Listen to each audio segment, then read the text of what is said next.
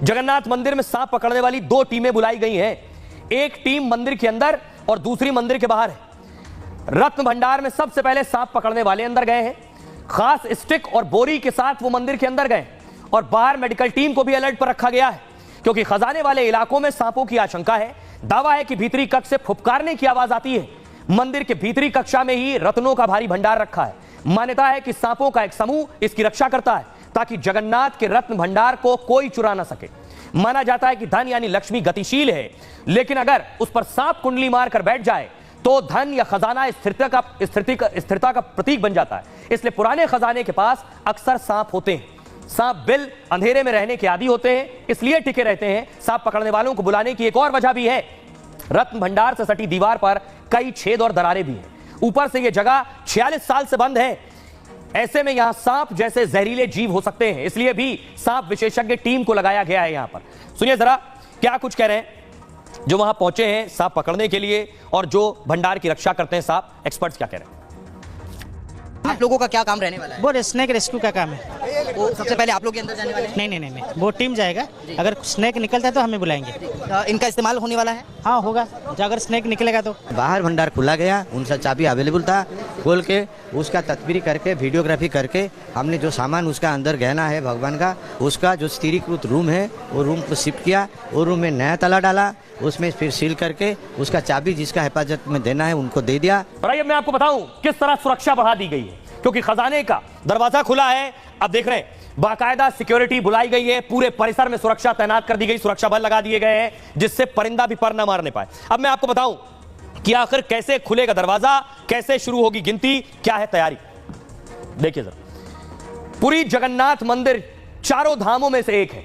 मंदिर में हर साल 50 लाख से ज्यादा श्रद्धालु आते हैं और वो मंदिर में दिल खोलकर चढ़ावा भी चढ़ाते हैं। मतलब जगन्नाथ मंदिर को करोड़ों का दान मिलता है। मंदिर के भंडार में कितना सोना चांदी या संपत्ति है इसका ताजा और कोई सटीक हिसाब नहीं है, क्योंकि 46 साल से मंदिर का रत्न भंडार बंद था। रत्न भंडार के दो कक्ष हैं, बाहरी कक्ष और भीतरी कक्ष। अब मैं आपको अंदर लिए चलता हूं। भीतरी पहले बाहरी कक्ष देखिए, यह है बाहरी कक्ष। भगवान जगन्नाथ, बलराम, सुभद्रा के आभूषण इस कक्ष में।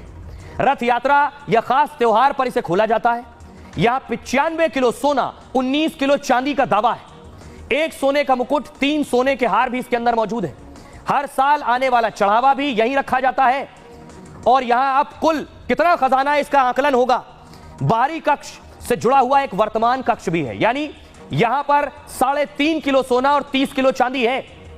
रोज होने वाले पूजा श्रृंगार में इसका इस्तेमाल होता है। अब आपको अंदर लिए चलते हैं। एक और भीतरी कक्ष है, उसके अंदर भीतरी कक्ष में जमा कुल संपत्ति अभी भी रहस्य है। मंदिर प्रशासन ने हाईकोर्ट में इस बात की जानकारी दी है। उसके मुताबिक 50 किलो 600 ग्राम सोना है, यहां 134 किलो 50 ग्राम चांदी का दावा किया जा रहा है। यह पुराने राजाओं और भक्तों का दान था। इस खजाने का भी इस्तेमाल नहीं हुआ है। आपको बताऊं, भीतरी कक्ष के कुल खजाने का फिर आकलन किया जाएगा और पता चलेगा कि असल में कितना बड़ा खजाना है यहां पर। आइए अब आपको सुनवाता हूं, सुनिए क्या कुछ कह रहे हैं यहां मौजूद जो प्रशासनिक लोग हैं, सिक्योरिटी में लगे लोग हैं। एसपी पिनाक मिश्रा को सुनिए और मंदिर के मुख्य प्रशासक को। अभी तैयारी चल रहा है। The team is getting prepared at any moment they will and. Sir कब तक ये सर्वे का काम और तमाम प्रक्रियाएं पूरी कर ली जाएंगी?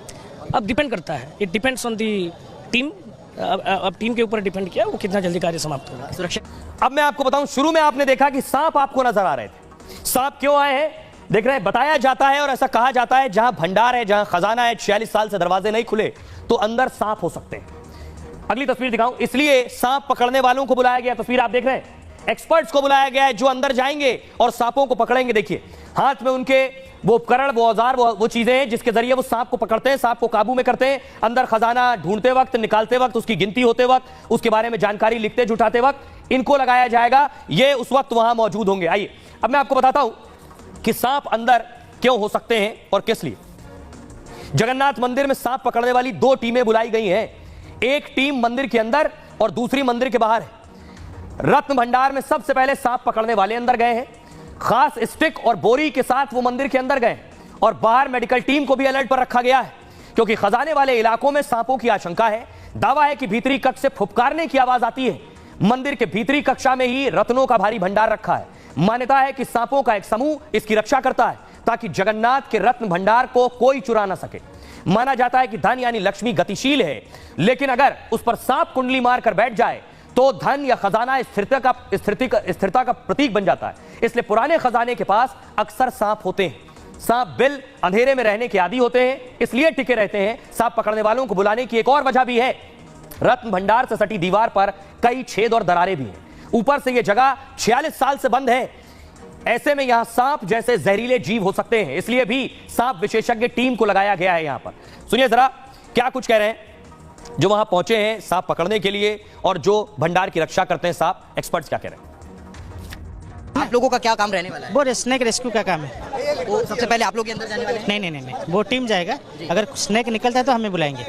इनका इस्तेमाल होने वाला है? हाँ होगा, तो अगर स्नैक निकलेगा तो। बाहर भंडार खुला गया, उनका चाबी अवेलेबल था, खोल के उसका तस्वीरी करके वीडियोग्राफी करके हमने जो सामान उसका अंदर गहना है भगवान का, उसका जो स्थिरीकृत रूम है वो रूम को शिफ्ट किया। वो रूम में नया ताला डाला, उसमें फिर सील करके उसका चाबी जिसका हिफाजत में देना है उनको दे दिया। उसके बाद हमने प्रयत्न किए कि भीतर भंडार खोलने का।